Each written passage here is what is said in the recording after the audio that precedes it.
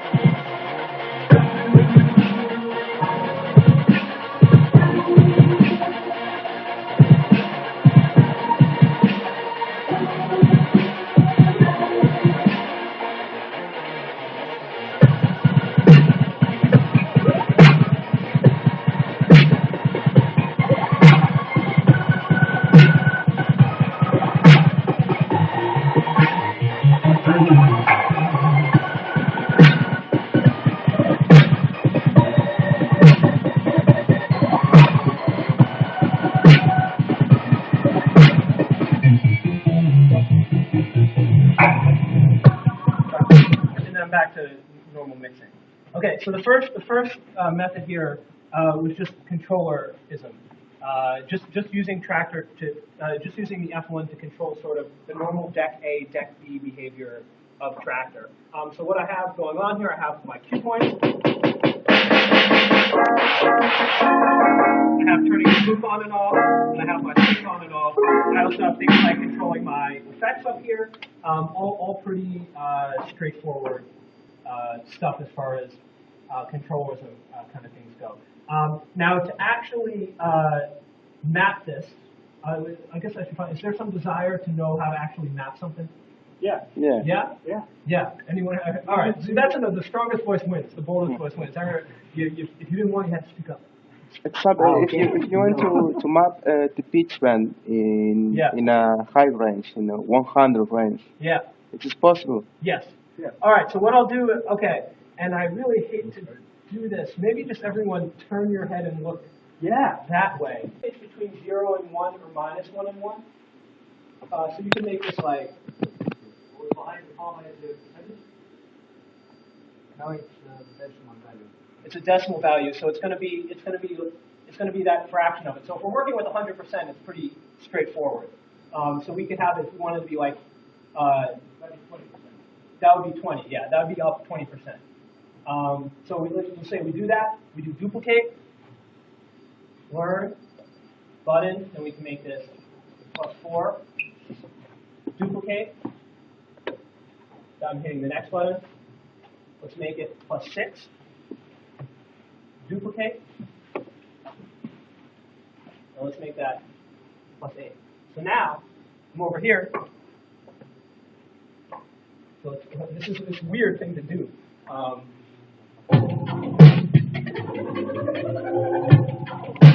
But it's working.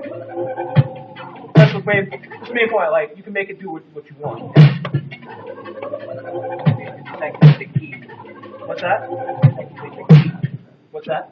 Oh, that's a good idea. So yeah, it'll be more obvious if I disactivate key lock.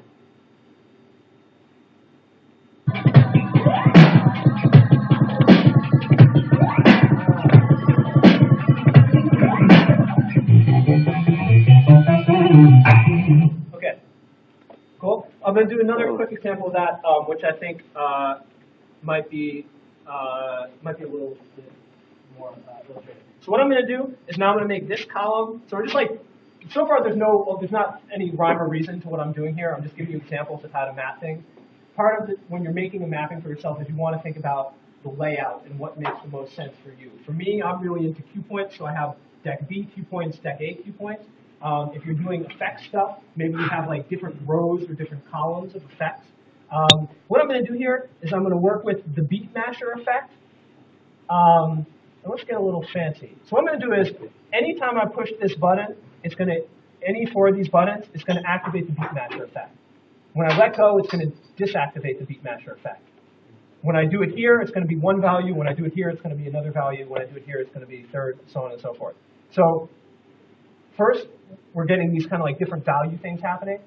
And then secondly, we're going to have a macro. A macro is a multi-assignment, where we're going to have it both turn on the effect and set it to a specific value.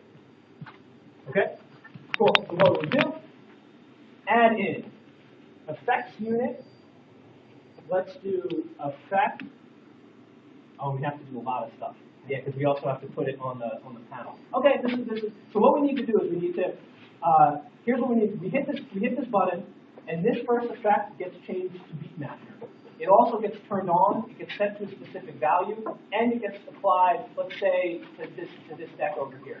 That means, in other words, this button comes on. So this is okay. After this, we go with macros. I think it'll make the point of it. It's enough. All right. So here we go. We do add in. Let's do, okay, effects unit, effect one selector, learn, and I have to do this for each one of these buttons. So I do learn, pad 3, button, direct, effect unit 1, set to value, where's the beat masher 2? Okay, now what I'm going to do is do duplicate, learn, I'm going to hit the next pad, duplicate, hit the next pad, duplicate, hit the next pad, save myself a little bit of time. Okay? So each one of these buttons is going to turn on the beat masher, right? See, I just switched to beat masher. I make it something else, beat masher. Okay? Now I do add in effects unit. Now,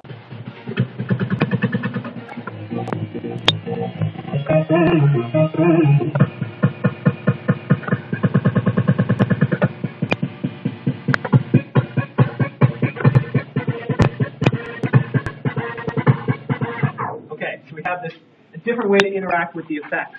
This is not, you cannot achieve this type of result just with the knob. To be able to pinpoint these exact values, you'd have to be, it'd be really tough. I mean, yeah, you'd have to be a robot, and yeah, a robot with like 10 arms. And then, I mean, like, and the possibilities can continue. What if it also turned on the second effect and set it to different values? I mean, you can really get some really robust stuff happening. Okay, that's for mapping, just add in stuff, making something